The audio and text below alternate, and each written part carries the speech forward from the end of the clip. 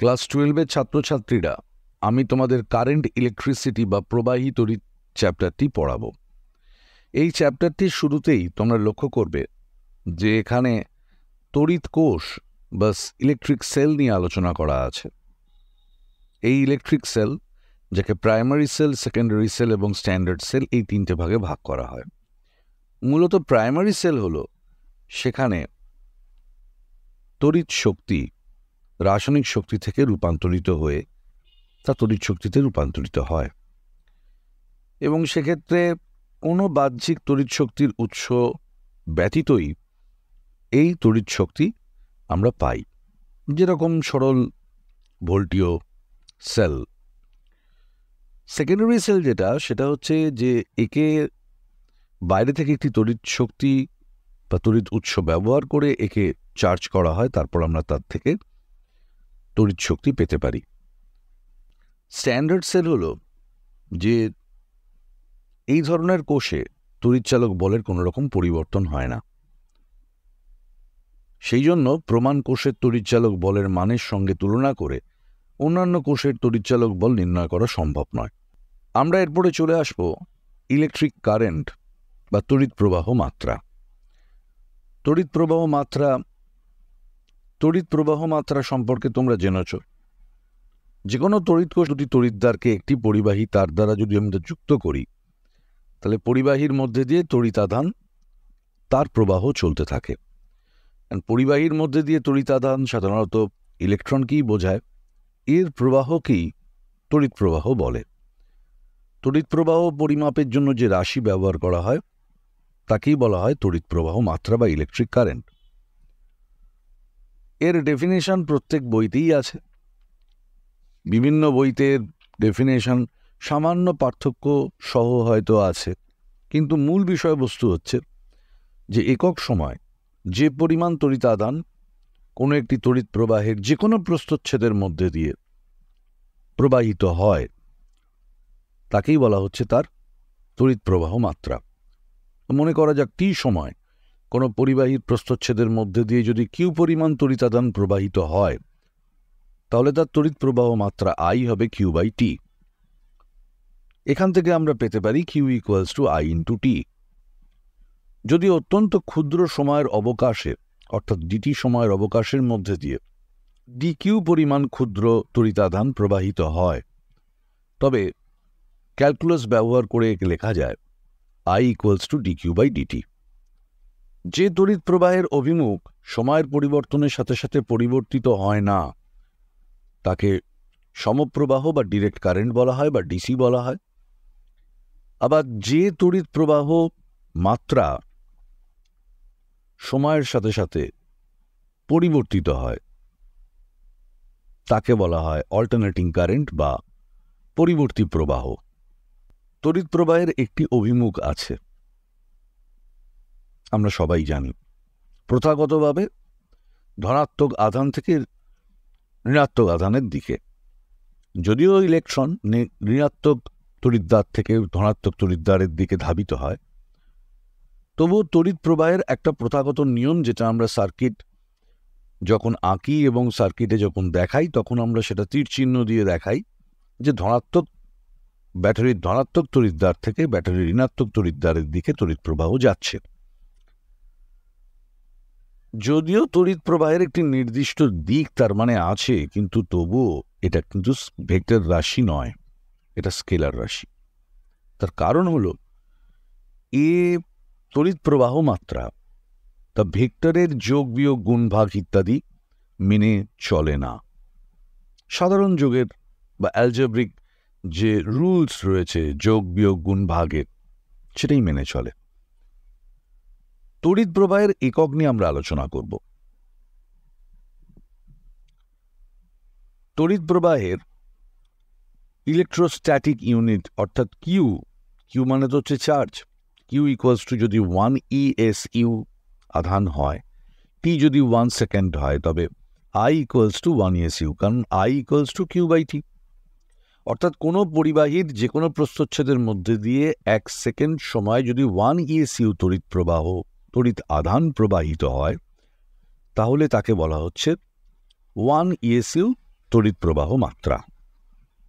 একে স্ট্যাট অ্যাম্পিয়ারও বলা হয়। এছাড়া ইলেকট্রোম্যাগনেটিক ইউনিট বা ইএমইউ এই এককেও প্রকাশ করা হয়। কিউ ইকুয়ালস টু 1 ইএমইউ এবং টি ইকুয়ালস টু 1 সেকেন্ড। অর্থাৎ কোনো পরিবাহীর যে কোনো প্রস্থচ্ছেদের মধ্যে দিয়ে যদি 1 সেকেন্ডে 1 ইএমইউ আধান প্রবাহিত হয় তবে ওর প্রবাহ মাত্রাকে 1 ইএমইউ প্রবাহ মাত্রা ধরা হয়। অনেক সময় একে অ্যাব অ্যাম্পিয়ার, ABAMPERE অ্যাব অ্যাম্পিয়ারও বলা হয়। তো তড়িৎ প্রবাহের এই ইএসইউ আর ইএমইউ এর মধ্যে সম্পর্ক হল 1 ইএসইউ তড়িৎ প্রবাহ মাত্রা ইকুয়ালস টু 1/3 × 10⁻10 ইএমইউ তড়িৎ প্রবাহ মাত্রা। এসআই এককে কিউ যদি 1 কুলম্ব হয়, কারণ আমরা জানি এসআই পদ্ধতিতে তড়িৎ আধান হচ্ছে 1 কুলম্ব, মানে কুলম্ব হচ্ছে একক, এবং টি তো 1 সেকেন্ড আমরা ধরেই নিচ্ছি। তাহলে কিউ যদি 1 কুলম্ব এবং টি 1 সেকেন্ড হয় তাহলে আই ইকুয়ালস টু 1 অ্যাম্পিয়ার। অর্থাৎ যে কোনো পরিবাহীর যে কোনো প্রস্থচ্ছেদের মধ্যে দিয়ে 1 সেকেন্ডে 1 কুলম্ব যদি তড়িৎ আধান প্রবাহিত হয় তাহলে সেই প্রবাহ মাত্রাকে 1 অ্যাম্পিয়ার, এটাই ব্যবহারিক একক, একেই বলা হয় 1 অ্যাম্পিয়ার তড়িৎ প্রবাহ মাত্রা। তার মানে 1 অ্যাম্পিয়ার বা ampere equals to coulomb by second, coulomb by second. তাহলে 1 ampere equals to 3 × 10⁹ ESU, that is equals to 1/10 EMU। ওই 1 ESU আর EMUর মধ্যে সম্পর্কটা আমি যদি এখানে ব্যবহার করি, অর্থাৎ 1 অ্যাম্পিয়ার ইকুয়ালস টু 3 × 10⁹ ESU তড়িৎ প্রবাহ, আর 1 ESU তড়িৎ প্রবাহ মানে হচ্ছে 1/3 × 10⁻10 EMU তড়িৎ প্রবাহ মাত্রা। সেটা বসালে আমি পেয়ে যাচ্ছি 1/10 EMU তড়িৎ প্রবাহ মাত্রা। এরপরে আমরা যে বিষয়টা নিয়ে আলোচনা করব সেটা হলো ধাতব পরিবাহীর মধ্যে দিয়ে তড়িৎ আধানের প্রবাহ বা বিচলন বেগ, flow of electric charges in a metallic conductor drift velocity.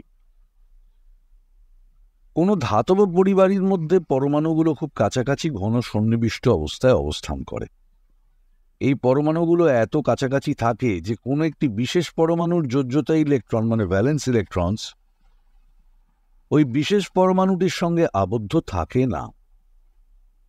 অর্থাৎ এই যোজ্যতা ইলেকট্রনগুলো পরিবাহীর মধ্যস্থিত ধনাত্মক আধানযুক্ত ল্যাটিসের মধ্যে দিয়ে অবাধে মানে ফ্রিলি চলাচল করতে পারে।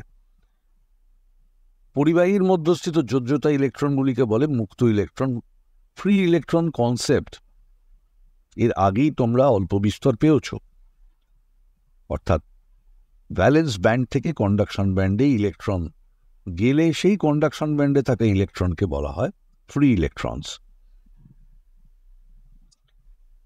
এবার এই ফ্রি ইলেকট্রনস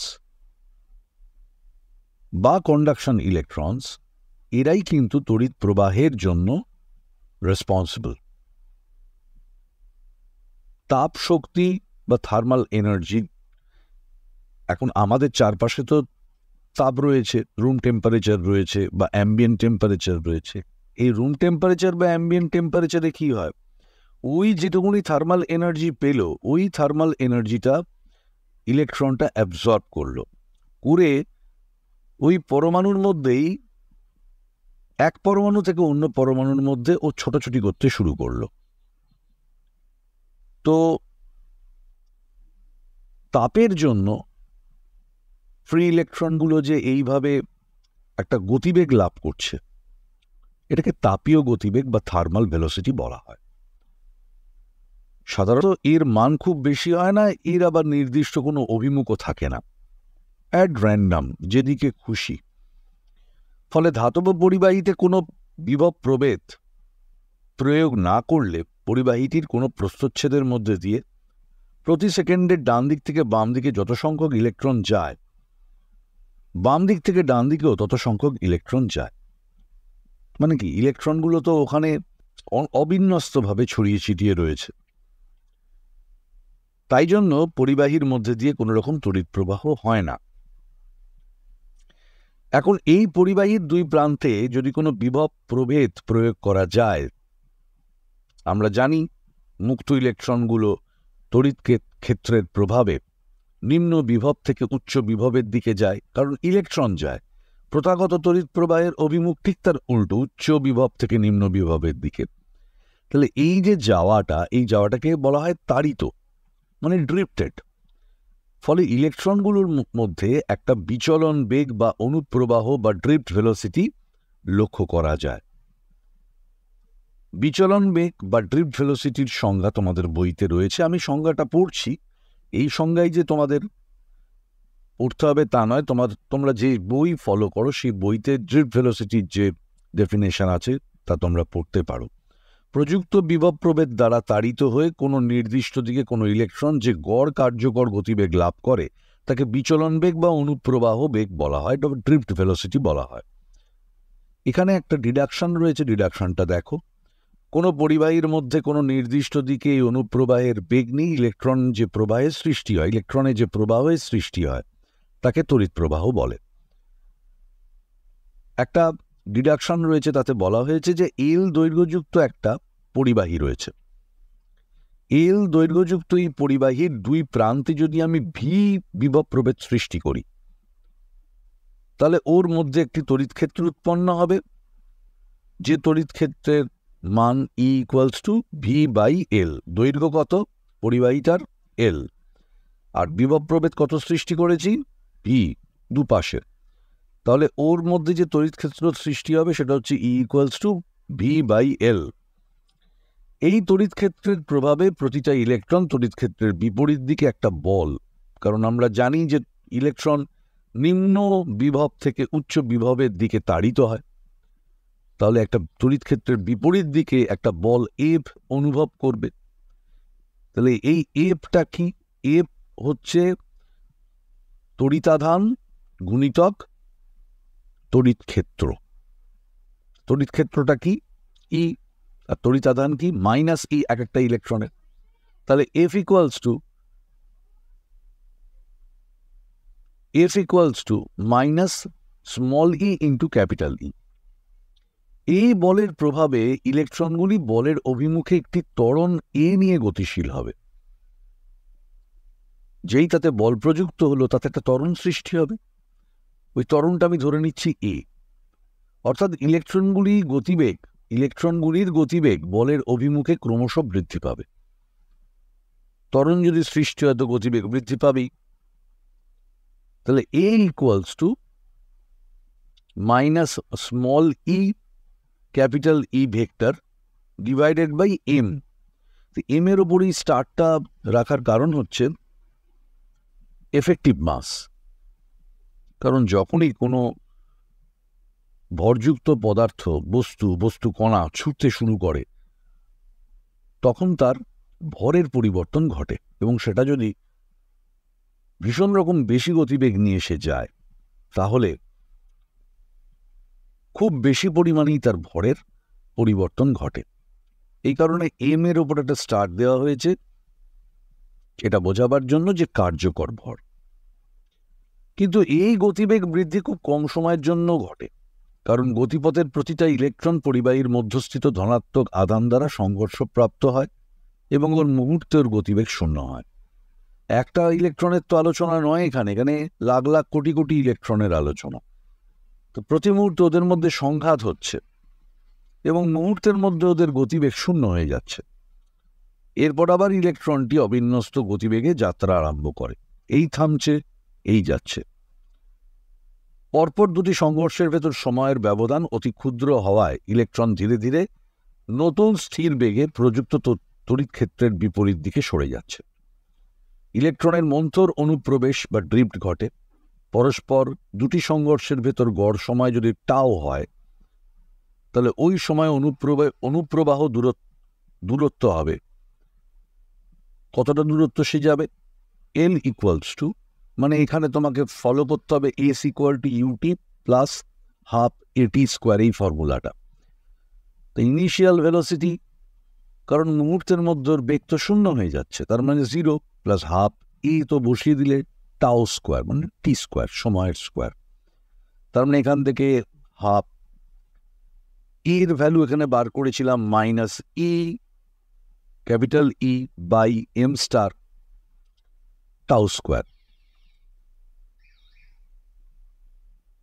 এবার ভিডি মানে drift velocity, VD equals to কত না এল বাই টাউ। কতটা দূরত্ব গেল টাউ সময়, সেটা হচ্ছে এল। তার মানে হাফ মাইনাস হাফ, কারণ এই মাইনাস স্মল ইর ওই মাইনাসটা সামনে চলে আসছে, তাই জন্য 1/2 ই বাই এম টাউ। এই টাউকে বলা হয় অ্যাভারেজ রিল্যাক্সেশন টাইম। সুতরাং অনুপ্রবাহ বেগ বা ভিডি, তড়িৎ ক্ষেত্র ই এবং গড় সংঘর্ষ সময় টাউ এর সমানুপাতি। এই সমীকরণে ঋণাত্মক চিহ্ন থেকে বোঝা যায় ভিডি মানে ড্রিফট ভেলোসিটি এবং ই মানে তড়িৎ ক্ষেত্র, এরা পরস্পর বিপরীতমুখী। এরপরে আমরা আসছি অনুপ্রবাহ বেগ এবং তড়িৎ প্রবাহ মাত্রার মধ্যে সম্পর্ক, relation between drift velocity and electric current. মনে করি কোনো একটা ধাতব পরিবাহীর দৈর্ঘ্য এল এবং তার প্রস্থচ্ছেদের ক্ষেত্রফল এ। পরিবাহীর দুই প্রান্তে প্রযুক্ত বিভব প্রভেদ যদি ভি, মানে দুটো প্রান্তে যদি আমি ভি বিভব প্রভেদ প্রয়োগ করি, তাহলে পরিবাহীর তড়িৎ ক্ষেত্রের তীব্রতা, এর আগেও আমরা এই এক্সপ্রেশনটা পেয়েছি, E equals to V by L. এই পরিবাহীর মধ্যে প্রতি একক আয়তনে যদি এন সংখ্যক মুক্ত ইলেকট্রন থাকে এবং প্রত্যেকটি ইলেকট্রন এই তড়িৎক্ষেত্রের তড়িৎক্ষেত্রের প্রভাবে যদি তার ভিডি অনুপ্রবাহ বেগ সে লাভ করে, তাহলে ডিটি সময়ের প্রত্যেকটি মুক্ত ইলেকট্রন ভিডি ডিটি দূরত্ব অতিক্রম করবে। ভিডি হচ্ছে ড্রিফট ভেলোসিটি, আর ডিটি সময় সে কতটা দূরত্ব যাবে এই ভিডি গতিবেগে না ভিডি ডিটি। তাহলে ডিটি সময়ে এ প্রস্থচ্ছেদের মধ্যে দিয়ে ইলেকট্রনের সংখ্যা তাহলে কত? ভিডি ডিটি দৈর্ঘ্য সে যাবে 1 সেকেন্ডে। আমি যদি ডিটিটাকে একক সময় ধরি, তাহলে ভিডি ডিটি এই দৈর্ঘ্যই সে যাবে একক সময়, এবং এ প্রস্থচ্ছেদের মধ্যে দিয়ে গেলে টোটাল ইলেকট্রনের সংখ্যা কত হবে? কারণ আমরা জানি যে প্রতি একক আয়তনে এন সংখ্যক মুক্ত ইলেকট্রন আছে। তাহলে ভিডি ডিটি এ, এটা হলো আয়তন বেরোলো, তাকে এন দিয়ে গুণ করলে আমি পাচ্ছি যে এই এন সংখ্যক মানে এন এ ভিডি ডিটি এই পরিমাণ ইলেকট্রন কিন্তু ক্রস করছে। তাহলে ডিটি সময় এ প্রস্থচ্ছেদের মধ্যে দিয়ে অতিক্রান্ত যে তড়িতাধান ডিকিউ, সেটা হচ্ছে এন এ ভিডি ডিটি, এবং এর চার্জটা কত এক একটার ই, তাহলে ই দিয়ে গুণ হবে। তার মানে তড়িৎ প্রবাহ মাত্রা কি আমরা জানি, ডিকিউ বাই ডিটি, ভাগ করে দিলে আমরা পাচ্ছি এন ই এ ভিডি। তার মানে এখান থেকে তড়িৎ প্রবাহ মাত্রা I is proportional to drift velocity V D. আবার পরিবাহীর একক ক্ষেত্রফলের প্রতি একক ক্ষেত্রফলের মধ্যে দিয়ে লম্বভাবে যে প্রবাহ যাচ্ছে তাকে বলা হয় পরিবাহীর ওই বিন্দুতে তড়িৎ প্রবাহ ঘনত্ব, কারেন্ট ডেন্সিটি, তাকে আবার জে দিয়ে প্রকাশ করা হয়। সুতরাং তড়িৎ প্রবাহ ঘনত্ব J equals to electric current divided by cross sectional area. তো ইলেকট্রিক কারেন্ট মানে হচ্ছে N E D V A divided by A মানে এন ই ডিভি। এই জে এটা কিন্তু একটা ভেক্টর কোয়ান্টিটি, যদিও তড়িৎ প্রবাহ মাত্রা আই সে স্কেলার রাশি, কিন্তু জে সে কিন্তু ভেক্টর কোয়ান্টিটি। আজ এই অবধি, এর পরের ক্লাসে এর পরের থেকে পড়াবো। ভালো থেকো, সুস্থ থেকো।